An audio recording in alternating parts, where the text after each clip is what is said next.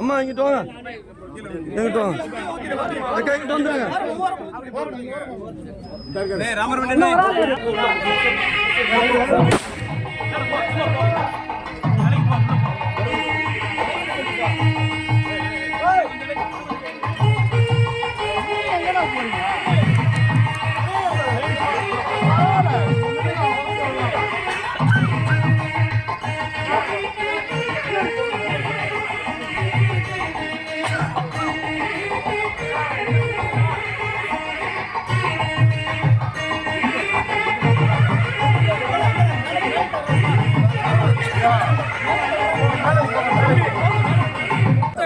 முன்னாடி போ, அவங்க முன்னாடி போய் நின்னுக்கோ.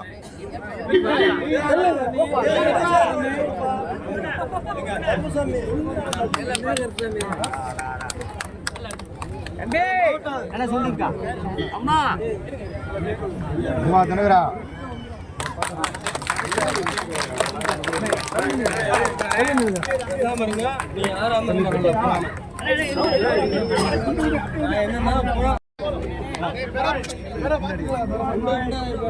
நீ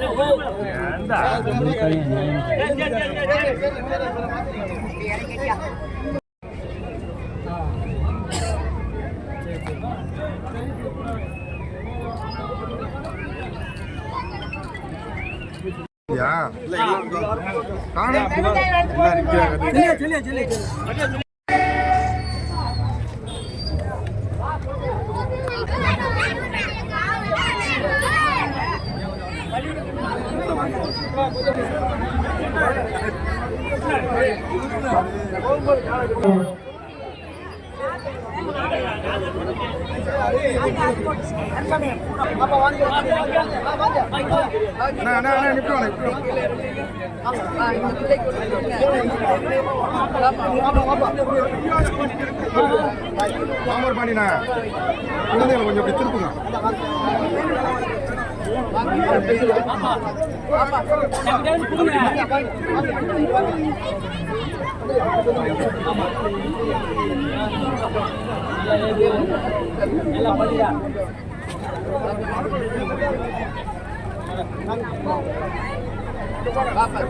வா வா வா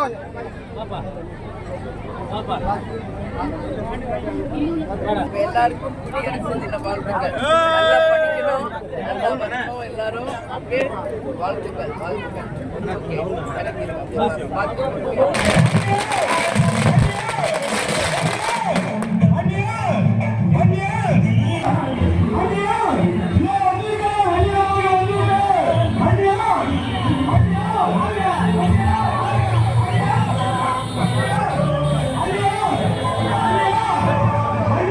மத்திகளை உரையாற்றுவதற்காக தேசிய முற்போக்கு திராவிட கழகத்திற்கு ஒரு மகத்தான வெற்றி, எந்த கனவுகளை விட்டு சென்றாரோ அதையெல்லாம் வெற்றி நிலை சேரக்கூடிய நம் கழக பொதுச் செயலாளர்கள் உங்கள் மத்திகளை வந்திருக்கிறார். ஒரு அரசியல் மாற்றத்தை உருவாக்கக்கூடிய சக்தியாக நம் கழக பொதுச் செயலாளர்கள் உங்கள் மத்திகளை வந்திருக்கிறார்.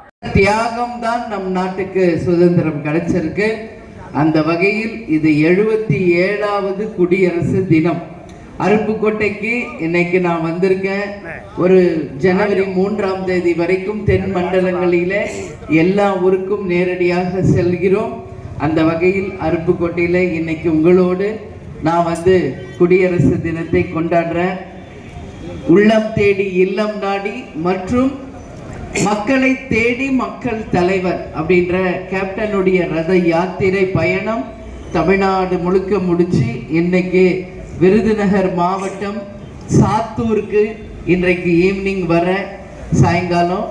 அது மட்டும் இல்லை, நாளைக்கு விருதுநகர் தொகுதியில் சிவகாசி விருதுநகர் எல்லாம் நேரடியாக சென்று மக்களை சந்திக்க இருக்கிறேன். அந்த வகையில் நமக்கு கேப்டனின் கோட்டையான அருப்புக்கோட்டையிலே நம் மக்களாகிய உங்களை சந்திக்கிறதுல நான் உண்மையிலேயே மகிழ்ச்சி அடைகிறேன், பெருமைப்படுகிறேன். உங்க அத்தனை பேரும் சந்திச்சதில் மகிழ்ச்சி. இங்க வந்து நெசவாளர்கள் அதிகமாக இருக்கின்ற ஒரு பூமி. நிச்சயமாக தேசிய முற்போக்கு திராவிட கழகம் எப்பொழுதும் விவசாயிகளுக்கும் நெசவாளர்களுக்கும் உற்ற நண்பர்களாக தோழர்களாக பாதுகாவலராக இருப்போம் என்பதில் யாருக்கும் எந்த ஐயமும் வேண்டாம்.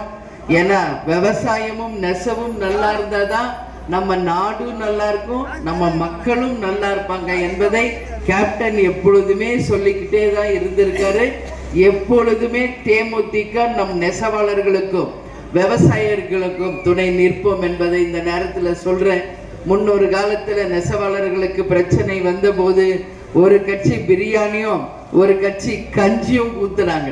ஆனா நம்ம கேப்டன் மட்டும்தான் நீங்க நெசவு செய்த அந்த துணிகளை 10 லட்சம் ரூபாய்க்கு தன் சொந்த செலவிலே வாங்கி தமிழ்நாடு முழுக்க அதை மக்களுக்கு கொடுத்து உங்களுக்கு பெருமையையும் மதிப்பையும் கௌரவத்தையும் உருவாக்கி கொடுத்தவர் கேப்டன் என்பது மக்கள் யாரும் மறக்கல.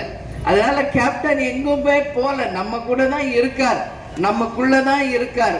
மனிதரா பிறந்தாரு, புனிதரா வாழ்ந்தாரு, இப்ப தெய்வமாக இருந்து நம் அத்தனை பேரையுமே வழி நடத்திக்கிட்டு தான் இருக்கார். இதே அருப்புக்கோட்டை தொகுதியில ராமானுஜபுரத்துல பிறந்து வளர்ந்தவர் தான் நமது கேப்டன் அவர்கள் என்பது இந்த நேரத்துல நான் பெருமையோட இந்த மண்ணில் சொல்றேன். அதுக்கப்புறமா தான் மதுரைக்கு போனாங்க, அப்புறம் சென்னைக்கு வந்தார். இதுதான் கேப்டன் வரலாறு.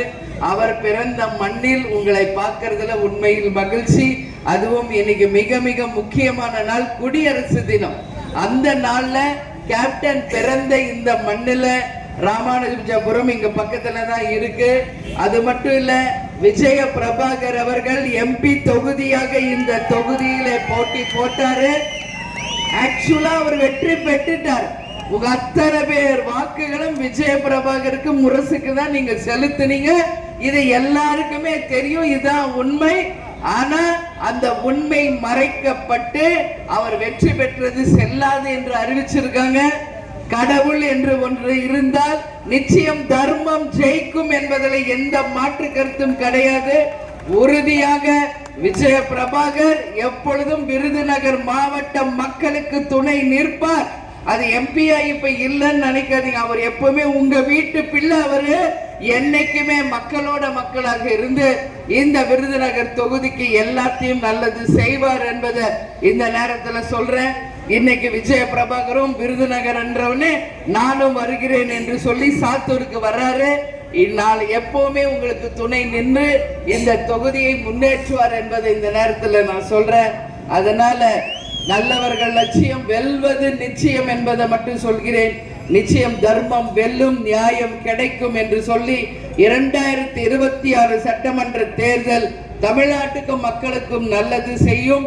அந்த வகையில் ஒரு மகத்தான கூட்டணியை தேசிய முற்போக்கு திராவிட கழகம் நாம் அமைப்போம். அது மக்களும் தொண்டர்களும் விரும்பும் ஒரு கூட்டணியாக, அனைவரும் வரவேற்கும் ஒரு கூட்டணியாக நிச்சயமாக இருக்கும் என்பதை இந்த நேரத்தில் உங்ககிட்ட சொல்றேன்.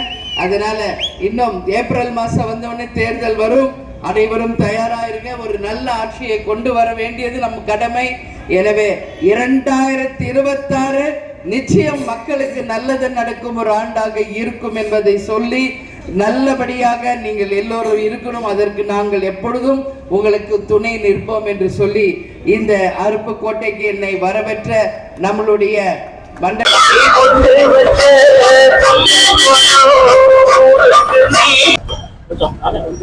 அனைவருக்கும் வணக்கம். இன்றைக்கு 77வது குடியரசு தினம் நல்வாழ்த்துக்களை எல்லாருக்கும் தெரிவிச்சுக்கிறதுல பெருமை அடைகிறேன். தேசிய முற்போக்கு திராவிட கழகத்தின் சார்பாக இன்றைக்கு செட்டிக்குறிச்சியில் இருக்கின்ற ஒரு ஒரு பஞ்சாயத்து ஸ்கூல்ல போய் கொடி ஏற்றிட்டு மாணவர்களுக்கு ஸ்வீட்ஸ் எல்லாம் கொடுத்து அவங்களோட இன்னைக்கு நான் குடியரசு தினத்தை கொண்டாடி இருக்கேன். அந்த வகையில் இன்னைக்கு அருப்புக்கோட்டையில மக்களை சந்திச்சிருக்கேன். இன்னைக்கு சாயங்காலம் சாத்தூர்ல மக்களை தேடி மக்கள் தலைவருடைய ரத யாத்திரை பயணம் இருக்கு. நாளை முழுவதும் சிவகாசி விருதுநகர் மாவட்டங்களுக்கு நான் நேரடியாக செல்ல இருக்கிறேன். எனவே உங்கள் அனைவரையும் சந்திச்சதுல மகிழ்ச்சி. எங்களுடைய பயணம் தொடர்ந்து இது 4ஆம் கட்ட பயணமாக கன்னியாகுமரியிலிருந்து விருதுநகர் வரைக்கும் நாங்கள் நடத்த இருக்கிறோம். ஜனவரி 3ஆம் தேதி முடிச்சு நான் சென்னைக்கு திரும்புகிறேன். எனவே இங்க அருப்புக்கோட்டையில கேப்டன் பிறந்த மண் இது. ஏன்னா ராமானுஜபுரம் தான் அவருடைய சொந்த ஊர். இங்க பிறந்து வளர்ந்து தான் அவர் மதுரைக்கு போனார், அப்புறம் சென்னைக்கு வந்தார். ஸோ கேப்டனுடைய சொந்த மண்ணில இருந்து உங்களை சந்திக்கிறதுல மகிழ்ச்சி அடைகிறேன். வருகின்ற 2026 தேர்தல் நிச்சயமாக தமிழ்நாட்டுக்கும் மக்களுக்கும் மிகப்பெரிய ஒரு நல்ல ஒரு தேர்தலாக இருக்கும். நம்ம மக்களுக்கு எல்லா விதத்திலும் நன்மைகள் நடக்கணும் அப்படின்னு சொல்லி இந்த நாளில் உங்கள் அனைவரையும் வாழ்த்துகிறேன். நல்ல ஒரு முடிவு வரும். நீங்க எல்லா பத்திரிகையாளர்கள் அடுத்த கேள்வி யாரோட கூட்டணி அப்படின்னு தான் நீங்க கேட்பீங்க. அதுக்கு பதில் நானே சொல்லிடுறேன். 3ஆம் தேதி நான் சென்னைக்கு சென்ற பிறகு அத்தனை மாவட்ட செயலாளர்களையும் அழைத்து ஒரு நல்ல முடிவை அதிகாரப்பூர்வமாக நம்ம தலைமை கழகத்திலிருந்து அறிவிப்போம். அதற்கு பிறகு தேர்தல் பணிகளை தொடங்க இருக்கிறோம். ஏன்னா இன்னும் 1 மாத காலத்திற்கு மேல் இருக்க தேதி அறிவிக்கிறதுக்கு. எனவே உரிய நேரத்தில் நாங்கள் எங்களுடைய தெளிவான ஒரு அறிவிப்பை தருவோம் என்று சொல்றேன். இந்த அதிகாரப்பூர்வ தேதிங்கிறது ஒரு தேதி வச்சிருப்பீங்கல்ல, இந்த தேதியில அறிவிப்போம். அது எந்த தேதி மேடம்? இந்த மாசத்துல எந்த தேதி சொல்றேங்க? அது வந்துங்க மார்ச்ல தான் வந்து எலெக்ஷன் டேட் டிக்ளேர் பண்ண போறாங்க. ஸோ நம்மளுக்கு வந்து இன்னும் பிப்ரவரி மாசம் முழுசு டைம் இருக்குங்க. அதனால நாங்க வந்து பிப்ரவரி மிடில் நம்ம வந்து அந்த டிசிஷன் எடுத்து அறிவிப்போம். அதுக்கப்புறம் விருப்ப மனு வாங்குவோம். வேட்பாளர்கள் யார் யார் எந்த தொகுதி என்பதை முடிவு செய்து வேட்பாளர்களை நம்ம வந்து டிசைட் பண்ணி அதையும் நம்ம அறிவிச்சு உரிய நேரத்தில் அனைத்து பணிகளையும் செய்வோம் என்பதை தெரிவிச்சோம். மீண்டும் விஜய் பிரபாகர் வந்து அருக்கோண தொகுதியில போட்டியிடுவாரா? அதை பத்தி உங்களுடைய கருத்து என்ன? ஆல்ரெடி எம்பிக்கு இங்க தான் போட்டிட்டாருங்க. ஆக்சுவலி வெற்றி பெற்று விட்டார். ஆனால் அந்த வெற்றி செல்லாது என்ற ஒரு தீர்ப்பு இருக்கு. ஆனாலும் நான் என்ன சொல்றேன், கேப்டன் எப்பொழுதும் சொல்றது மாதிரிதான், தர்மம் வெல்லும். எப்ப இருந்தாலும் உண்மைதான் ஜெயிக்கும். அந்த வகையில் நிச்சயமாக வருகின்ற சட்டமன்ற தேர்தலில் விஜய பிரபாகர் போட்டியிடுகிறாரா இல்லையா, எந்த தொகுதியில் போட்டியிட போகிறார் என்பதெல்லாம் இன்னும் நம்ம முடிவு செய்யல. ஏன்னா இன்னும் முதல்ல யாரோட கூட்டணி, எத்தனை நம்பர், என்ன தொகுதி, அதுக்கு பிறகுதான் எந்த வேட்பாளர் எந்த தொகுதியில் என்பதை எல்லாம் இன்னும் டைம் நிறைய இருக்கு. அந்த உரிய நேரத்தில் உங்களுக்கு அது எல்லாமே அதிகாரப்பூர்வமா தெரியும். காலம் கழிந்து வரும் கூட்டணிக்கு உரிய மரியாதை கிடையாதுன்னு சொல்லி எடப்பாடி பழனிசாமி சொல்லியிருக்காங்க. அதை பத்தி உங்களுடைய கருத்து என்ன? ஏன்னா நீங்க ஏற்கனவே வந்து ஒரு பிரஸ் மீட்ல வந்து உரிய மரியாதையும் உரிய சீட்டு கொடுத்தாதான் நாங்க போவோம் அப்படின்னு சொல்லியிருக்கீங்க. அவருக்கு இது ஒரு பதில் சொல்லியிருக்காங்க. அதை நீங்க எப்படி பாக்குறீங்க? இதுக்கு அந்த அண்ணன் எடப்பாடி அட்டதை இதுக்கான கேள்விக்கு பதில் நீங்க அங்கதான் கேட்கணும்.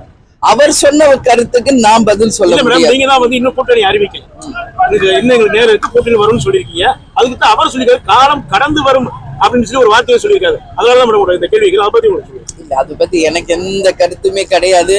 எங்களுக்கு தெரியும், தேசிய முற்போக்கு திராவிட கழகம் எங்க குழந்தைக்கு எந்த டைம் நல்ல டைம், எந்த முடிவு நல்லது என்பதை முடிவெடுக்க வேண்டிய ஒரு தாய் ஸ்தானத்துல இருந்து கேப்டன் என் கையில கொடுத்துட்டு போன இந்த கடமையை மிக சிறப்பாக நான் செய்ய வேண்டும் என்பதற்கு நாங்க வந்து சரியான நேரத்துல அறிவிப்போம்.